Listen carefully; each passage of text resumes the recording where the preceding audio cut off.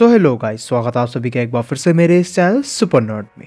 तो तुम लोग को पता ही है कि थॉर ओडिनसन मार्वल कॉमिक्स का one of the most physically strongest and fan favourite super hero निकल के आता है। वहीं on the other hand Adam warlock भली थॉर जितना पॉपुलर ना हो, बट वो हमें one of the most powerful cosmic hero in Marvel universe में से एक देखने को मिला है। और आज की इस वीडियो में हम इन्हीं दोनों को आपस में कंपेयर करने वाले हैं।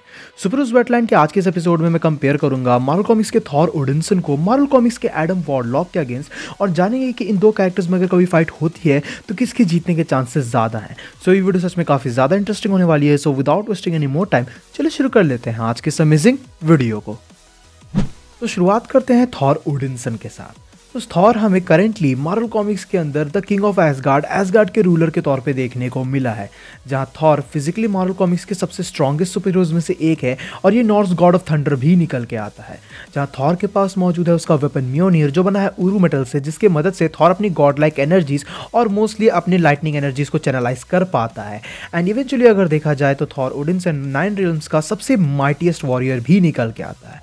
अब अगर हम लोग नजर डालें थॉर की पावर्स एंड एबिलिटीज के ऊपर, तो थॉर के पास godly strength, godly speed, super human reflexes और सुपर ह्यूमन लेवल की ड्यूरेबिलिटी जैसी काफ़ी सारी एबिलिटीज़ मौजूद हैं जो उसे काफ़ी ज़्यादा कैपेबल दिखाती हैं। थॉर वास्ट लेवल पे एनर्जी को मैनिपुलेट कर सकता है, थॉर वेदर को कंट्रोल कर सकता है क्योंकि वो गॉड ऑफ थंडर है, वो लाइटनिंग को चैनलाइज कर सकता है, थंडर मैनिपुलेशन भी परफॉर्म कर सकता है। थॉर के पास एक काफ़ी ज़्यादा पावरफुल किस्म का रैपिड हीलिंग फैक्टर भी मौजूद है जो उसे बैटल में हेल्प करता है। इन सब के अलावा थॉर एक मास्टर कॉम्बेटेंट निकल के आता है। म्योनिर की मदद से थॉर अपनी एबिलिटीज़ को और अच्छे से यूज़ कर पाता है और उसके पास एक बहुत ही बड़ा मेजर पॉइंट निकल के ये आता है कि म्योनिर के हेल्प से वो गॉड ब्लास्ट को चैनलाइज कर सकता है, जहां गॉड ब्लास्ट थॉर के सबसे पावरफुल एनर्जी अटैक्स में से एक है, जहां पे वो म्योनिर की और खुद की सारी एबिलिटीज की प्रॉपर्टीज को मिला के एक ब्लास्ट क्रिएट करता है जो इतने ज्यादा केपेबल हमें कॉमिक्स में देखने को मिला है कि एक सेलेस्टियल के ब्रेन तक को डिस्ट्रॉय कर सके, जिससे हमें पता चलता है कि थॉर बहुत ही ज्यादा केपेबल है। बट करेंटली थॉर के पास अगर देखा जाए तो कॉमिक्स में थॉर फोर्स का एक्सेस भी मौजूद है, जिसे प्रीवियसली हम लोग ओडिन फोर्स के नाम से जानते थे, जहां तुम इसे एक हायर डायमेंशनल मिस्टिकल एनर्जी की तरह समझ सकते हो जो एक लिविंग फोर्स की तरह हमें देखने को मिली है। और थॉर फोर्स या तो कहो ओडिन फोर्स के फुल एक्सेस के साथ एक एंटायर यूनिवर्स को भी डिस्ट्रॉय किया जा सकता है, जो चीज़ हमें ये बताती है कि थॉर फोर्स के साथ थॉर बहुत ही ज़्यादा कैपेबल बन जाता है। थॉर ने कॉमिक्स में आतुम जैसे बीइंग को भी डिफीट करके दिखाया था, जहां उसने उसके हार्ट को ही डिस्ट्रॉय करके उसे मार डाला था।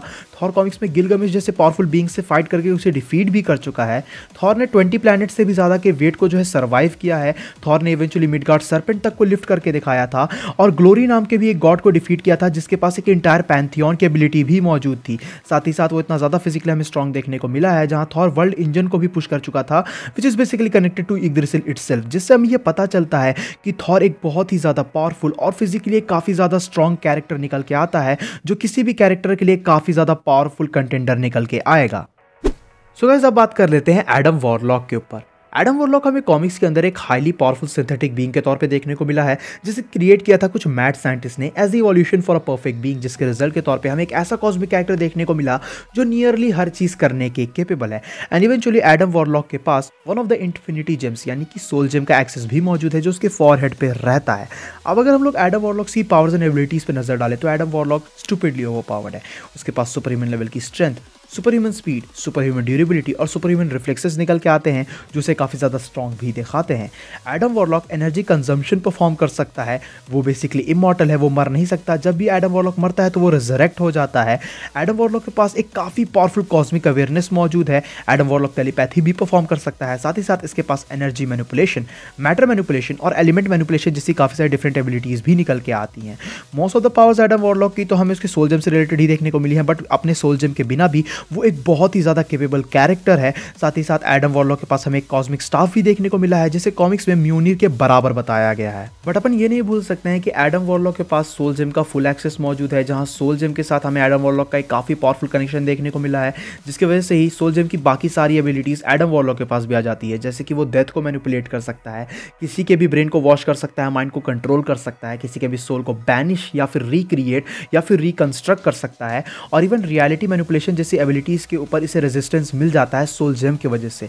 अगर देखा जाए तो एडम वॉरलॉक को बाकी इन्फिनिटी जेम से भी कोई जो है प्रैक्टिकली हार्म नहीं कर सकता है, क्योंकि सोल जेम के साथ उसका कनेक्शन उसे बहुत ही ज़्यादा केपेबल बना देता है। साथ ही साथ अगर देखा जाए तो एडम वॉरलॉक ने मेफिस्टो को उसी के रियल्म के अंदर स्टेलमेट करके दिखाया था, बराबरी की टक्कर दिखाई थी, जो एक काफ़ी बड़ी चीज़ निकल के आती है। एडम वॉरलॉक ने फाइलावेल, जो एक बहुत ही ज़्यादा पावरफुल किस्म के एनर्जी एब्जॉर्बर के तौर पर हमें देखने को मिली है, उसे वन शॉट करके दिखाया है। Adam warlock dead humans, dead beings के सोल को रीड कर सकता है, बट एक मोमेंट पे उसने एक डेड सेलेस्टियल के सोल को रीड करके दिखाया था, जो बहुत बड़ी चीज़ निकल के आती है। साथ ही साथ एडम वॉरलॉक स्पेस और टाइम के फ्रोजन होने के बावजूद भी वहाँ पे मूव कर सकता है, खुद की एबिलिटीज़ को यूज़ कर सकता है, जिसकी वजह से ये हमें पता चलता है कि जब उसके पास सोल जेम का एक्सेस मौजूद है तो वो स्पेस टाइम को भी ब्रेक कर सकता है। साथ ही साथ कॉमिक्स में वो थॉर के साथ भी मल्टीपल टाइम ओकेजनली बैटल कर चुका है, जो चीज़ अभी ये बताती है कि एडम वॉरलॉक एक बहुत ही पावरफुल कॉस्मिक हीरो निकल के आता है। सो गाइस, यहाँ पे हम लोगों ने एडम वॉरलॉक और थॉर ओडिनसन दोनों ही के ऊपर बात कर ली है। हमें पता चल चुका है दोनों ही कैरेक्टर्स में कितना ज़्यादा पोटेंशियल है। बट अगर तुम इन दोनों ही कैरेक्टर्स की कैपेबिलिटीज़ को और अच्छे से समझना चाहते हो तो मैंने दोनों ही कैरेक्टर्स के ऊपर सेपरेट वीडियोस बना रखी हैं, तुम उन वीडियोस को चेकआउट कर सकते हो in my how powerful playlist. Back to the topic, अब बात कर लेते हैं कि अगर एडम वॉरलॉक और थॉर के बीच में फाइट होती है तो किसके जीतने के चांसेस ज़्यादा हैं। तो यहाँ पे हम डिफरेंट सिनेरियोज को इमेजिन करके चलेंगे, जिससे हमें पता चलेगा कि इनकी बैटल्स किस तरीके से प्ले आउट हो सकती है। फर्स्ट ऑफ ऑल तो ये चीज़ नजर डालने वाली है कि एडम वॉरलॉक प्रैक्टिकली ज़्यादा पावरफुल है थॉर से, क्योंकि थॉर की जो एबिलिटीज़ हैं वो vast energy manipulation, weather manipulation और लाइटिंग चैनलाइज करने जैसी चीज़ों तक ही सीमित है। On the other hand Adam Warlock already काफ़ी ज़्यादा पावरफुल है, जहाँ वो मैटर को मैनिपुलेट कर सकता है, एनर्जी कंस्ट्रक्ट कर सकता है वगैरह वगैरह, बट उसके पास सोल जेम का एक्सेस भी मौजूद है, जिसके साथ उसका कनेक्शन बहुत ज़्यादा स्ट्रॉन्ग होने की वजह से वो डेथ को मैनिपुलेट कर सकता है, माइंड कंट्रोल कर सकता है, सोल जेम के थ्रू जो है सोल वर्ल्ड में किसी को भी टेलीपोर्ट कर सकता है, और यही सभी चीज़ों की वजह से वो काफ़ी सारे एंटिटीज से भी फाइट कर चुका है। तो उस मामले में अगर देखा जाए तो हाँ, एडम वॉरलॉक प्रैक्टिकली थॉर से ज़्यादा पावरफुल निकल के आता है, बट इनकी बैटल्स के जो सिनेरियोज है वो थोड़े डिफरेंट निकल के आएंगे। फर्स्ट ऑफ ऑल तो अगर इन दोनों कैरेक्टर्स की बैटल इस तरीके से होती है जहां ये ऑल आउट होकर एक दूसरे के ऊपर हमला करें, तो वहां पे प्रोबेबली इनकी फाइट बहुत ही ज़्यादा तगड़ी हमें देखने को मिल सकती है। थॉर के पास वहां पे म्योनिर का एक्सेस मौजूद है, और एक ब्लड लस्टेड थॉर जो है बहुत ही ज़्यादा पावरफुल कैरेक्टर्स को डिफीट कर सकता है, और एडम वॉरलॉक के लिए वो एक काफ़ी ज़्यादा खतरे वाली चीज़ निकल के आएगी। But on the other hand अगर देखा जाए तो एडम वॉरलॉक के पास सोल जेम का एक्सेस मौजूद है, और इस बात में कोई भी शक नहीं है कि सोल जेम की मदद से थॉर जो है ज़्यादा कुछ तो एडम वॉरलॉक के साथ नहीं कर सकता है। अगेन एडम वॉरलॉक प्रैक्टिकली ज़्यादा पावरफुल है, बट थॉर के पास भी इतनी कैपेबिलिटी है कि वो एडम वॉरलॉक को एक अच्छी खासी fight they they, but in the and probably Adam warlock he Thor को डिफीट करेगा, क्योंकि थॉर के कंपैरिजन में एडम वॉरलॉक के पास काफ़ी ज़्यादा बेटर एबिलिटीज़ मौजूद हैं। वो काफ़ी सारी ऐसी चीज़ें क्रिएट कर सकता है, ऐसे सिचुएशंस क्रिएट कर सकता है जहाँ पे थॉर को हार माननी पड़ेगी। सेकंड सिचुएशन इस तरीके की निकल के आती है जहाँ ये दोनों ही कैरेक्टर्स एक दूसरे के अगेंस्ट एक फिजिकल बैटल में उतरते हुए हमें नजर आए, जहाँ इनके फिजिकल एट्रीब्यूट्स ही काउंट होंगे, और उस मामले में थॉर एडम वॉरलॉक को ईजिली डिफीट कर सकता है, क्योंकि प्रैक्टिकली थॉर एक बहुत ही ज़्यादा फिजिकली स्ट्रॉन्ग कैरेक्टर है, वो एक गॉड है। और उस मामले में अगर देखा जाए तो फिजिकल एट्रीब्यूट्स के मामले में, फिजिकल स्ट्रेंथ, ड्यूरेबिलिटी, इन सभी के मामले में एडम वॉरलॉक थॉर से काफ़ी नीचे आता है। तो इसी बेसिस से उस फाइट के अंदर तो एडम वॉरलॉक आराम से हार जाएगा, थॉर आराम से जीत सकता है। लेकिन जो थर्ड सिनेरियो है वहाँ पे अपन ये इमेजिन कर सकते हैं कि थॉर के पास थॉर फोर्स का एक्सेस मौजूद है, और हमारे एडम वॉरलॉक के पास सोल जेम का एक्सेस मौजूद है। तो ये बैटल बहुत ही ज़्यादा इंटरेस्टिंग हो सकती है, क्योंकि जैसा कि मैंने बताया, थॉर फोर्स के फुल एक्सेस के साथ, या फिर कहो ओडिन फोर्स के फुल एक्सेस के साथ, एक इंटायर यूनिवर्स को डिस्ट्रॉय किया जा सकता है। और सोल जेम भी बहुत ही ज़्यादा कैपेबल है। सोल जेम के पास उसका खुद का सोल वर्ल्ड मौजूद है, जो खुद में ही एक इंटायर यूनिवर्स से कम नहीं है।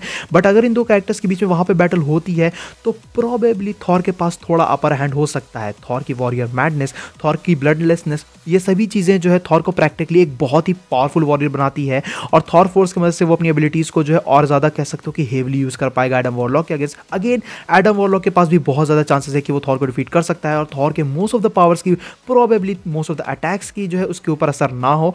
बट ओवरऑल अगर देखा जाए तो वहाँ पे बैटल बहुत ही ज़्यादा एपिक निकल के आ सकती है, क्योंकि वहाँ पे मोस्ट प्रोबेबली थॉर फोर्स की मदद से थॉर शायद मे भी कह सकते हो कि एडम वॉरलॉक को डिफीट करके दिखा दे।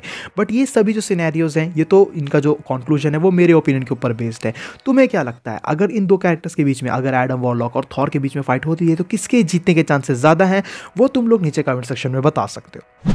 सो गाइज ये थी वीडियो थॉर ओडिनसन और एडम वॉरलॉक के कंपैरिजन को लेके। आई होप कि तुम्हें वीडियो पसंद आई होगी। वीडियो पसंद आए तो वीडियो को अपना थम्स अप देना, अपने दोस्तों के साथ शेयर करना। चैनल पर कहीं से भी अगर नया आए हो तो चैनल को जरूर से सब्सक्राइब भी कर लेना। I will say that again. तुम लोग नीचे कमेंट सेक्शन में बता सकते हो कि तुम लोग का क्या ओपिनियन है इस बैटल के ऊपर। अगर इन दो कैरेक्टर्स में फाइट होती है तो किसके जीतने के चांसेस ज़्यादा है तुम्हारे हिसाब से, वो तुम नीचे कमेंट सेक्शन में शेयर कर सकते हो। बाकी मेरे एनिमे चैनल और मेरे इंस्टाग्राम का भी लिंक नीचे डिस्क्रिप्शन में अवेलेबल है, तुम मुझे वहाँ पर भी चेकआउट कर सकते हो। मैं मिलता हूँ तुमसे ऐसे किसी नेक्स्ट वीडियो में। Till then bye, stay tune, stay awesome.